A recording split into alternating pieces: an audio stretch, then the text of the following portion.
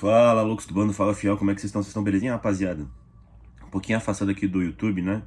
Não tinha tantos assuntos assim legais pra cobrir aqui que eu tenha discernimento pra falar.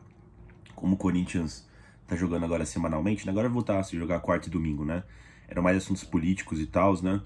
E aqui eu não tenho tanta capacidade para trazer aqui muitas opiniões sobre, né? Também muita coisa eu descubro assim como vocês, né? Aquela coisa, né? Aquela vergonha, né? Da parte política do Corinthians, a gente devendo vários jogadores, descobrimos aí que o Augusto não pagou cerca de nenhum jogador, né, que veio ano passado. A gente entende muito a crise financeira do Corinthians com essas atitudes, né? E o pior, não pagou nem uma coisa nem outra, né? A gente sabe que entrou receita, né? Essa é a coisa mais louca do Corinthians, né, mano?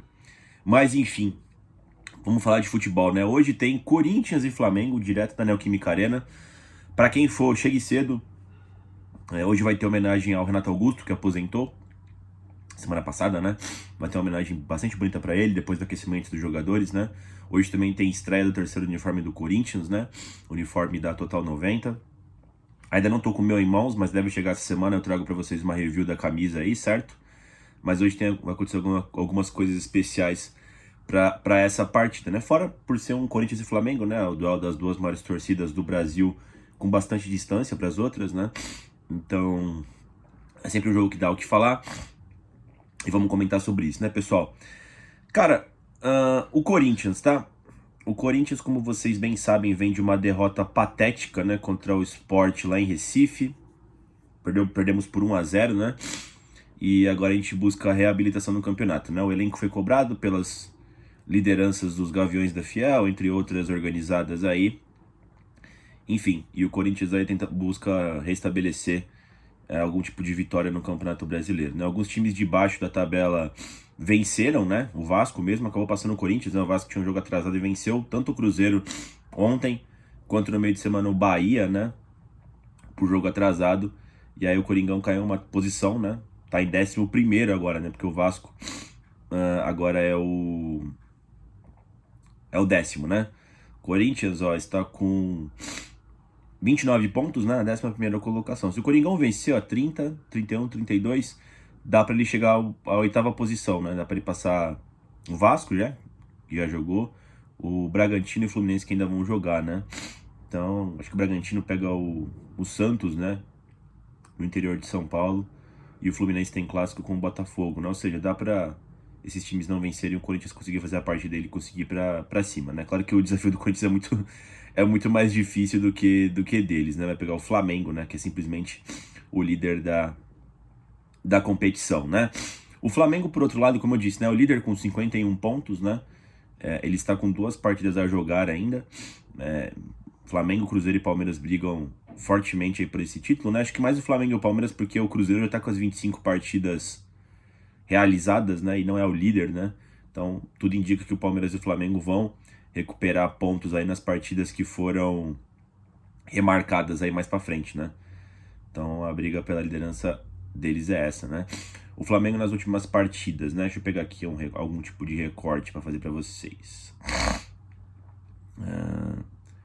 O Flamengo eliminou o Internacional da Copa Libertadores, né?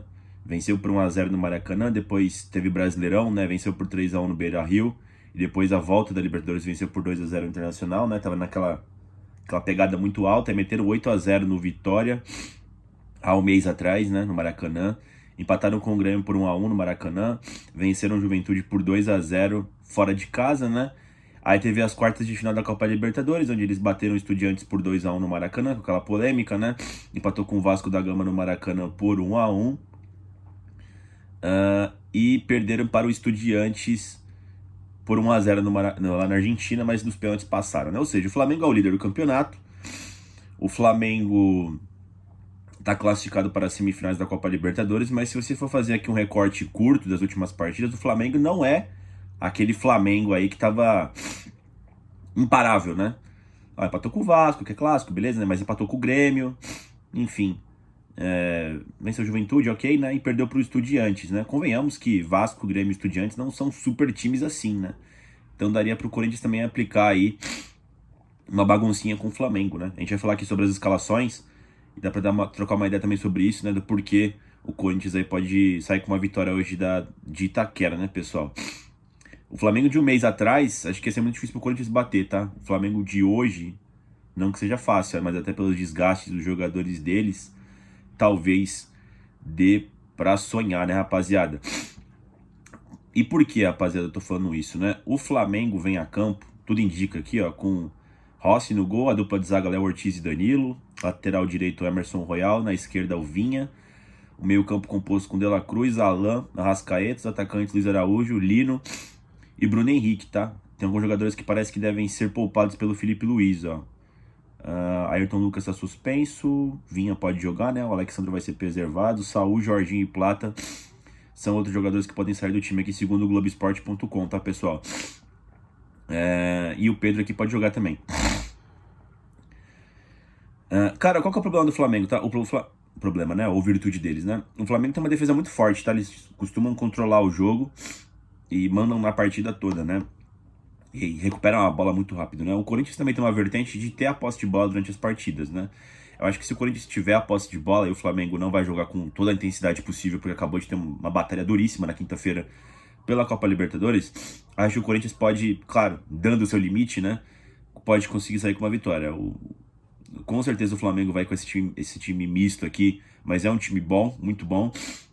E outra, tem várias peças no banco de reservas que podem acrescentar em intensidade, né? Para a segunda etapa, o Felipe Luiz, né? É o preço de ter um ótimo elenco como o Flamengo tem, né? O Corinthians vai ter que jogar no limite e o Flamengo não, né? Mas é inegável que eles estão cansados pelo jogo que tiveram na Copa Libertadores na última quinta-feira, né, pessoal? Então, não dá para não levar isso em consideração também. Fora a força da fiel torcida, né, na Neoquímica Arena, e o fato do Corinthians estar mordido aí por ter perdido pro Sport, né? Enfim, o time vai entrar com vontade hoje, é inegável do Corinthians, né? A questão é saber em que nível que tá o Flamengo, né, pessoal? Veremos, né? Já o Coringão, pessoal, segundo o meu timão aí, o professor Dorival Júnior deve voltar para a estrutura do 4-4-2, tá? Eu falei para vocês que eu achava que aquele 3-5-2 que o Dorival tava usando, eu achava que era circunstancial. Embora fosse uma boa ideia, eu acho que foi muito por não ter em diversas partidas o Ranieri, o próprio José Martinez, né? E aí acho que o Dorival foi jogando naquele sistema de 3 zagueiros para ter um pouco mais de coesão defensiva, né? Nem sempre teve, mas conseguiu em algumas partidas manter essa coesão defensiva, né? Mas eu acho que no momento que ele tivesse jogadores para constituir um 4-4-2 da forma que ele gosta de fazer, eu acho que ele voltaria para esse sistema, né? Então, ó, deve ser o Hugo Souza no gol, na lateral direito o Mateuzinho, a dupla de zaga André Ramalho e Gustavo Henrique. No lateral esquerdo o Bidu, o meio campo composto com Ranieri, José Martinez, Maicon, o Bidon de meia, né? E na frente Guinegão e Yuri Alberto, né? Como vocês bem sabem, André Carrilho segue machucado, o Memphis segue machucado e o Rodrigo Garro também segue machucado, né? Havia uma expectativa talvez do Memphis Depay voltar para esse jogo, né? Nada disso. Ainda não está 100% clear aí para jogar o nosso querido Memphis Depay, tá? A galera que comenta aqui a possibilidade de jogar o Angileri, né, no lugar do Ranieri e voltar para o sistema de 3 zagueiros, né? É uma opção, só que eu acho que você tendo o Ranieri à disposição, eu acredito que o Dorival vai utilizar o Ranieri, tá? Que eu acho que dá um pouco mais de poder defensivo, uma marcação mais afastada da área, né? Do que a bola batendo na última linha toda vez com risco de perigo, né? Fora o fato do Flamengo ser a melhor equipe do Brasil e talvez da América do Sul. Então tem muito poder de fogo ali na frente, né? Talvez pro segundo tempo, né? Para segurar o resultado, beleza. Mas eu acho que com o Ranieri à disposição, o Martinez ainda para se deixar a zaga um pouco mais protegida. É aquele velho debate sobre o meia, né? O Breno Bidon, a gente tá sem o Garro, já não tem mais o Igor Coronado faz um bom tempo. Talvez o Memphis pudesse jogar ali, mas também não tá à disposição, né? O Dorival utilizou o Vitinho contra o Sport, né? E contra o Fluminense. Contra o Fluminense ele foi meia de fato, né? Atrás do Guinegão e do Kaique, se não me engano. Mas contra o Sport, ele usou o Vitinho de atacante, né? Foi no 3-5-2, lá ele fez dupla de ataque com o Yuri, né? É uma discussão. Eu acho que ninguém faz essa posição como o Garro faz ali, né? De engante, né? Justamente esse 4-4-2 aqui, com o meia atrás dos 2 atacantes, né? Aí acho que ele quer preservar onde todo mundo joga bem e você faz um remendo ali naquela posição, botando, por exemplo, o Breno Bidon. Eu prefiro o Breno Bidon de segundo volante, tá, pessoal? Ou terceiro homem de meio campo ali nessa posição. Acho que ele não rende tanto, mas para manter todo mundo em suas posições, talvez valha a pena aí colocar o Breno Bidon, né? Como eu disse para vocês, vai ser um jogo que vai ser definido por quem tem mais posse de bola. O Corinthians, quando ele não tem posse de bola, ele tende a sofrer durante o jogo, né? E por isso que às vezes o Corinthians não sofre muitas das vezes, né, com o Dorival, porque ele tem aquela posse de bola, às vezes estéril, às vezes híbrida, né? Mas mantém a bola longe da área, né? E o Flamengo também gosta de ter a posse de bola. Então vamos ver, né? Sinceramente, pessoal, acho que esse aqui tá um joguinho para ser aquele empate, tá, pessoal? O Flamengo tem uma equipe muito boa mesmo. Acho que o Corinthians vai dar tudo que tem. Mas vendo aqui a falta do Garro, a falta do Memphis nesse time aqui, pode ser diferencial pro Flamengo conseguir neutralizar mais facilmente o Corinthians, tá?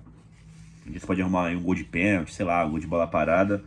Acho difícil fazer um gol na defesa do Flamengo, que é muito boa, tá? Embora não tenha um dos Léos lá, né? Como eu falei pra vocês aqui, não sei porquê, você está machucado, suspenso. Enfim, o meio campo também tá sem o Pulgar, sem o Jorginho, né? Acho que sem o Saul. Então vai ter menos controle de bola, né? Vamos ver. Não acho que vai ser igual no primeiro turno, tá? Aquele massacre do Flamengo. Naquele primeiro turno teve diversos motivos para aquilo acontecer, né? Falta de técnico, né? Enfim, o Corinthians estava no limite, repetiu a partida várias vezes lá com o Orlando, né? Jogando aquela partida cansadíssimo, né? Destruído fisicamente. Enfim, toda aquela crise, né? Pessoal, com a saída do Ramon Dias. E tempo depois, ainda não foi no jogo seguinte, na chegada do professor Dorival Júnior, né? Vamos ver. Retrospecto entre as duas agremiações, pessoal. O Corinthians... O que acontece, pessoal? Esses últimos 5, 6 anos, né, tem sido cruéis com o Corinthians, né, nesse confronto, né? O Flamengo deu uma distanciada legal do Corinthians, né? Depois de 2019, o Flamengo é um outro clube, né? E isso se reflete nas vitórias, né? Atualmente o Corinthians tem 56 vitórias, o Flamengo tem 65 mais 34 empates dentro de 155 jogos, né? Então essa diferença aqui de 9 vitórias é muito se dá dos últimos confrontos, tá? O Flamengo tem batido bastante no Corinthians nos últimos anos aí, desde 19, e abriu essa diferença, tá, pessoal? Na Neoquímica Arena foram 15 jogos, 5 vitórias do Corinthians, 5 vitórias do Flamengo e 5 empates. Então, assim, extremamente favorável pro Flamengo, tá? Quer dizer, equilibrado, né? Mas se tratando de um visitante, favorável pro Flamengo, né? Acho que ninguém tem esse retrospecto com Corinthians e Itaquera, a não ser o Flamengo, tá? Mas, como tá tudo equilibrado aqui, 5-5-5, eu diria que é até uma vantagem pro visitante, tá? Difícil o visitante ter soberania no campo do adversário, né? No Campeonato Brasileiro são 82 jogos, são 29 vitórias do Corinthians, 33 do Flamengo, mais 20 empates, né? Então você vê aqui que é um jogo equilibrado, né? Eu acho que essa diferença atual pro Flamengo vem muito de 19 pra cá, tá, pessoal? O Flamengo aí reinando no Brasil e o Corinthians em crise, né? Então isso é mostrado bastante nos confrontos entre ambos, né? No primeiro turno a gente tomou 4-0 do Flamengo. Como eu disse pra vocês, naquela altura o Ramon foi demitido contra o Fluminense. O Corinthians teve jogo contra o Sport, contra o próprio Fluminense, né? E teve um jogo de Sul-Americana, se não me engano, nesse meio tempo. Acho que foi contra o Racing, Montevidéu. Acho que foi isso, né?